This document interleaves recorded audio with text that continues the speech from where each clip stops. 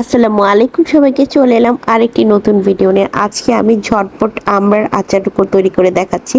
তো প্রথমেই প্যানের মধ্যে দিয়ে দিলাম সরিষার তেল, আর দিয়ে দিলাম গোটা শুকনো মরিচ, তেজপাতা, একটু এলাচ আর দারচিনি, আর পাঁচফোড়নের গুঁড়ো। এখানে আস্ত পাঁচফোড়নও ব্যবহার করতে পারেন, যেহেতু আমার পাঁচফোড়নটা ফাঁকি করাই ছিল, তো আমি এই গুঁড়াটাই ইউজ করে দিয়েছি।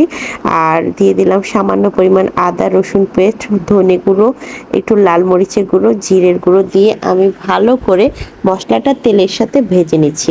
এখন আমি সামান্য পরিমাণ ভিনেগারও ইউজ করব, সাদা সিরকা যেটা।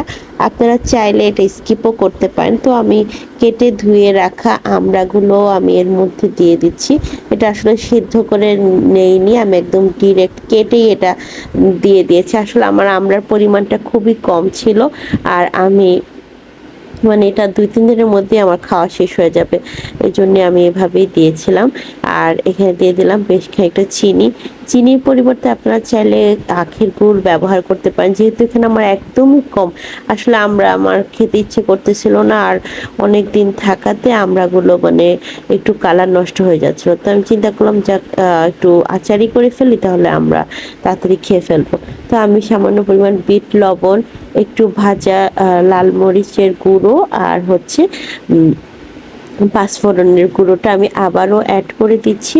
দিয়ে আমি নেড়ে চেড়ে মিশিয়ে নিচ্ছি। আর এই আচারটা করতে আপনার কিন্তু বড় জোর হাতে 20 মিনিটের থেকেও কম সময়ের মধ্যেই আচারটা আসলে কমপ্লিট হয়ে যাবে। আর আমরা আচার আপনারা কিন্তু খুবই হেলদি, আর খেতেও খুবই মজাদার হয়।